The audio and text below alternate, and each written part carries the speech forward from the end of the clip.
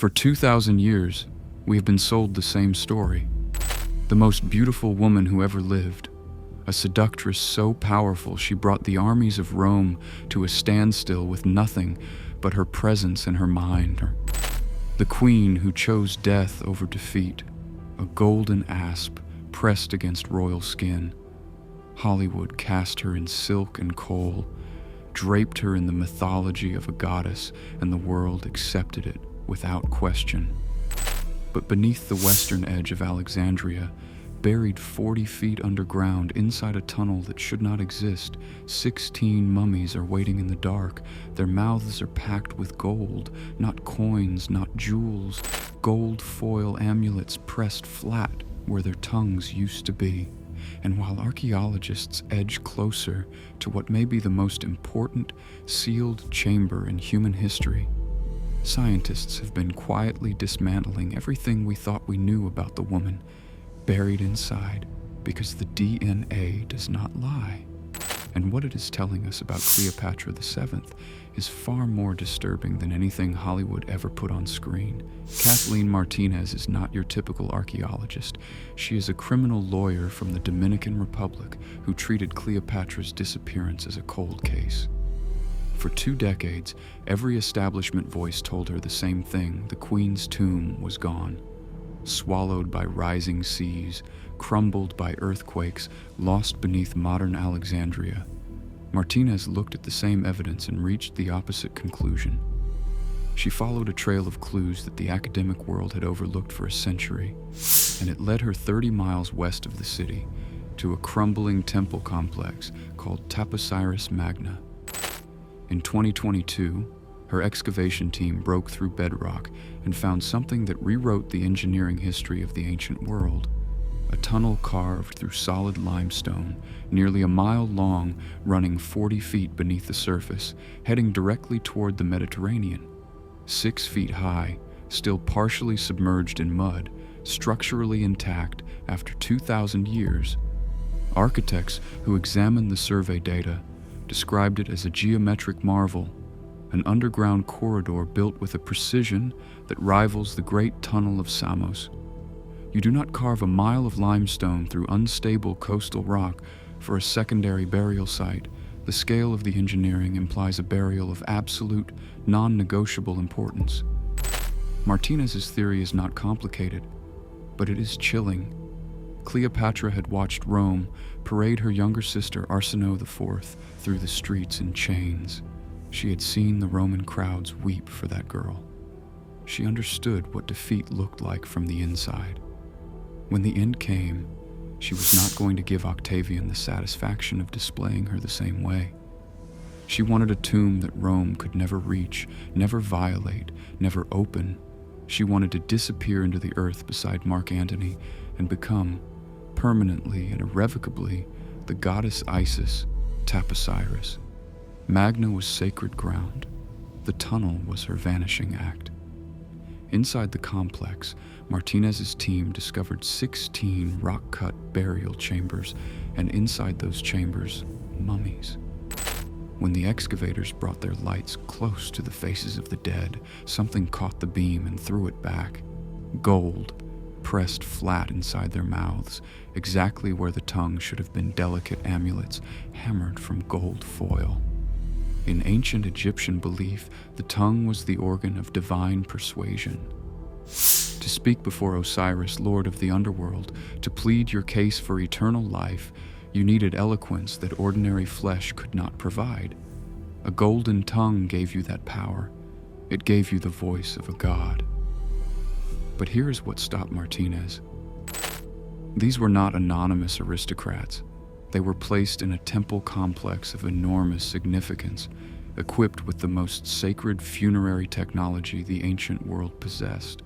Martinez believes they were Cleopatra's inner circle, her courtiers, her chosen dead, buried here at her temple, given golden voices so they could be the ones to announce their queen's arrival in the underworld.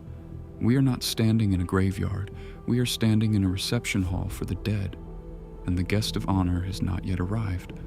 While Martinez digs toward the final chamber, scientists believe they had already found the key to Cleopatra's genetic code. her younger sister, Arsinoe IV. History remembers Arsinoe as the warrior princess who did what no one else dared. When Julius Caesar's forces were surrounded inside Alexandria, Arsinoe escaped the palace, raised an Egyptian army, and trapped Caesar inside his own siege. She was a teenager commanding legions. When Rome eventually prevailed, they brought her back in chains to walk in Caesar's triumph, a humiliation designed to break her. Instead, the Roman crowd wept. They looked at this young girl walking in irons through their streets, and they felt shame. That sympathy saved her life. Caesar exiled her to the Temple of Artemis in Ephesus, holy and untouchable ground on the western coast of modern Turkey. She thought the sanctuary would protect her. In 41 BCE, Cleopatra persuaded Mark Antony to send men to the temple steps. They dragged Arsinoe out into the open and killed her where the sacred ground ran out. It was a scandal that shook the Mediterranean world. A sacrilege, an assassination on holy ground, ordered by a queen eliminating the last rival who could threaten her throne. For centuries, Arsinoe was simply lost.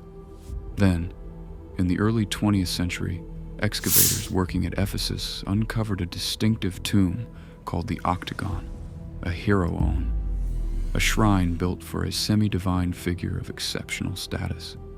Inside was a skeleton, young, female, or so the analysts assumed. The location matched, the time frame matched. If this was Arsinoe, geneticists had something extraordinary. Cleopatra's closest biological relative, a direct window into the queen's own DNA. Then science arrived, and it demolished the story. Initial attempts to extract genetic material from the bones failed. The remains had passed through too many hands over too many decades. Contamination had made clean sequencing impossible. Then in 2022, a research team at the University of Vienna located the long-missing skull from those same excavations, sitting forgotten in an archival collection for generations. They ran micro-CT scans and built a high-resolution digital reconstruction of the cranial structure. When the analysis came back, archaeologists had to read the results twice. The skeleton was not female. The remains belonged to a male adolescent, somewhere between 11 and 14 years old. And the physical evidence embedded in his bones told a story that nobody had anticipated. The scans revealed severe skeletal abnormalities, a malformed jaw, an asymmetrical skull, developmental distortions consistent with Treacher-Collins syndrome or extreme nutritional deficiency from early childhood. This was a child whose body had been ravaged by genetic misfortune from the moment he was born. Who was he?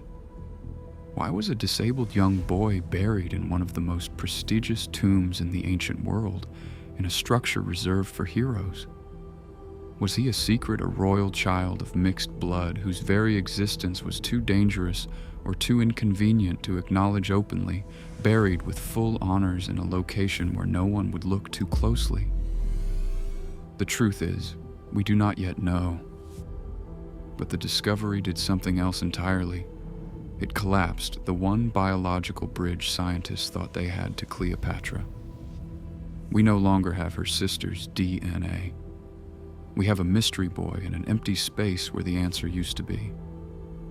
What we do have is something more unsettling, a deep understanding of the dynasty that produced her. Cleopatra was born into the Ptolemaic royal house, a Greek dynasty that had ruled Egypt for nearly 3 centuries by the time she came to power. The Ptolemies were not Egyptian by blood. They were Macedonian Greeks who had inherited Alexander's kingdom and spent 300 years making themselves into pharaohs. And they accomplished this, in part, by treating their bloodline as a closed vault that nothing was allowed to leave or enter. They did not simply marry cousins, they married siblings. Generation after generation, brother to sister, uncle to niece, the family tree did not branch, it wound back on itself like a rope pulled into a knot. Geneticists who have modeled the Ptolemaic family tree estimate that Cleopatra VII was born with an inbreeding coefficient that may have exceeded 40%. That number requires context to land properly. The child of two first cousins carries an inbreeding coefficient of roughly 6%. The Habsburgs, the European royal dynasty that produced Charles II of Spain, have become the textbook case of dynastical genetic collapse, and Charles II himself carried a coefficient of approximately 25%. What happened to Charles II is well documented and deeply grim. He could not speak until he was 4 years old. He could not walk unassisted until he was 8. His lower jaw protruded so severely that his upper and lower teeth never met, making it physically impossible for him to chew solid food. He swallowed everything whole. When he died at 38, the royal physicians who conducted his post-mortem recorded that his organs had essentially failed, shrunken, malformed, his body consuming itself from the inside. He never produced an heir, and his death extinguished the entire Spanish Habsburg line. Cleopatra's estimated inbreeding coefficient was nearly double his. The genetics behind this are not complicated, but they are relentless. The mechanism is called homozygosity. Under normal circumstances, your DNA is a biological negotiation between two different parents. When your mother passes down a damaged recessive gene, a vulnerability, a predisposition, a flaw in the code, your father's corresponding gene often steps in and overrides it. The healthy copy masks the broken one. You carry the flaw, but it does not express itself. In Cleopatra's case, there was no override. Because her parents were close relatives, they carried the same flaws in the same positions. The same recessive errors appeared on both copies of chromosome after chromosome. With no dominant counterpart to suppress them, they expressed. The biological safety net that protects most humans simply did not exist for her. By every rule of population genetics, she should have been broken by birth. But she was not. She was, by every historical account, ferociously capable. She was the first ruler in the Ptolemaic dynasty's 300-year history to bother learning the Egyptian language. She reportedly spoke 9 languages in total. Caesar found her fascinating not for her face but for her mind. Plutarch, who had no reason to flatter her, wrote that her conversation was like an instrument of many strings impossible to resist, impossible to stop listening to. So what was actually happening inside her body? To understand what Cleopatra may have been fighting, look one generation back in the dynasty, Ptolemy VIII, known to his subjects as Physcon, a word that translates, unkindly but accurately, as bloated. Was one of the most physically distinctive rulers in Ptolemaic history. Ancient writers described him as morbidly obese, his body too heavy for his own legs, requiring attendants to support him as he moved through the palace. But the details in those ancient descriptions go beyond simple obesity. Prominent, bulging eyes, a thick, swollen neck, chronic breathlessness. Medical historians reviewing these accounts through a modern lens have identified a pattern consistent with Graves' disease, an autoimmune condition in which the body attacks its own thyroid gland, triggering uncontrolled production of thyroid hormones. Graves' disease produces bulging eyes. It produces goiter, the swelling of the neck. It produces an accelerated metabolism that eventually exhausts the body, even as it initially floods it with energy.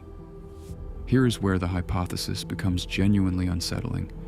Graves' disease is heritable, and what it does to the body is not only physical, it does something to the mind first. Thyroid hormones in excess flood the system with stimulation, elevated heart rate, racing thoughts, the near total inability to slow down. The body runs itself at a frequency most people never approach. Historians have always celebrated Cleopatra's apparently inexhaustible energy.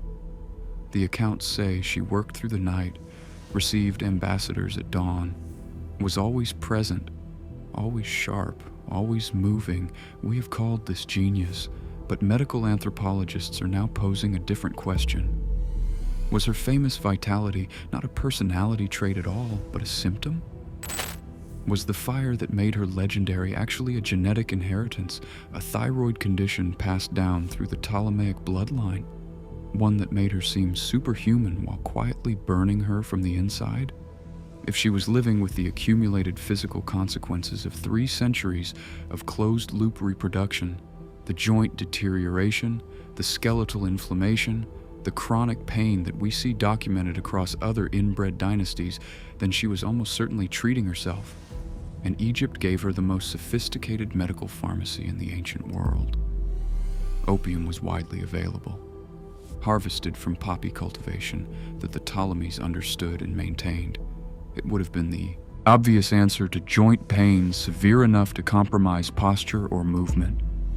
Kaifi, a complex ceremonial incense burned in Egyptian temples at night, blending resins and botanical compounds, was also documented as a sedative and relaxant.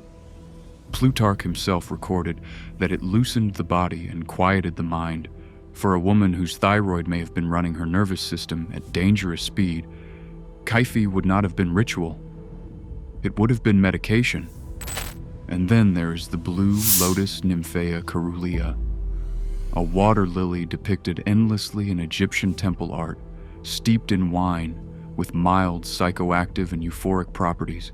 Whether Cleopatra used it, we cannot say for certain. But the question is worth asking when ancient writers described her as magnetically, almost overwhelmingly charismatic. Were they describing a natural quality, or the carefully calibrated effect of a woman who had mastered the relationship between chemistry and perception? We know she was not simply consuming things. We know she was studying them. Fragments of a work attributed to Cleopatra and quoted by the physician Galen centuries later form what scholars call the Cosmeticon, a treatise on cosmetics and preparations that reads less like a vanity manual and more like a pharmacological notebook.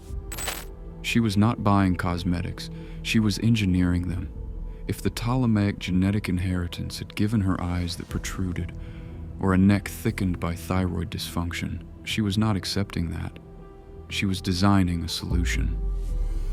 Elaborate eye makeup to reshape and redirect attention, wide collar adornments and layered jewelry to alter the silhouette of the throat. She was the world's first documented biohacker, a woman of extraordinary intelligence trapped in a body, waging war against itself, using every available tool, botanical, chemical, cosmetic, diplomatic, to project an image of divine perfection while privately managing a biological crisis that would have ended almost anyone else. She painted a mask over the truth, and the truth has been waiting underground ever since. Which brings us back to the tunnel. Kathleen Martinez is still digging the geometric miracle of Taposiris. Magna is still partially submerged. The 16 mummies with their golden tongues are still lying in the dark, mouths full of the power to speak to God.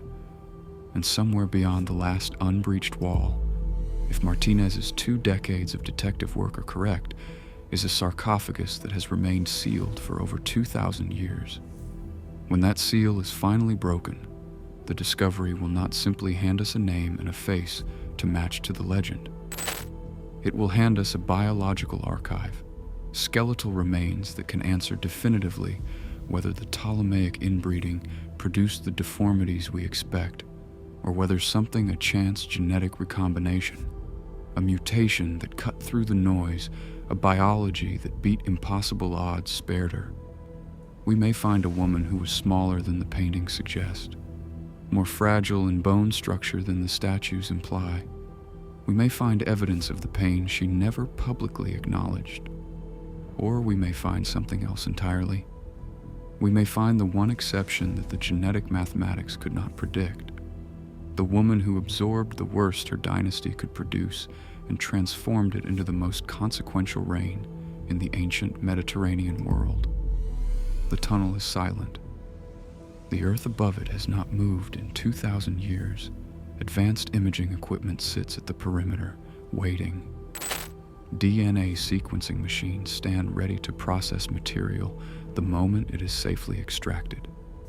The gap between what we suspect and what we can prove has never been narrower. She is still keeping her secrets, still holding the line, even now, against a world that has been trying to define her since the moment she died. But here is the question that matters most. If Martinez opens that final chamber, and what they find is a woman visibly marked by the genetics that should have destroyed her smaller, altered, surviving rather than thriving, does that diminish Cleopatra? Or does it mean we have been misunderstanding her for 2,000 years? Not a goddess, something more impressive than that. A human being who stared at what her own biology had done to her and decided, against every reasonable expectation, to rule the world anyway. Drop your theory in the comments below, and subscribe, because when that tomb opens, you need to be here.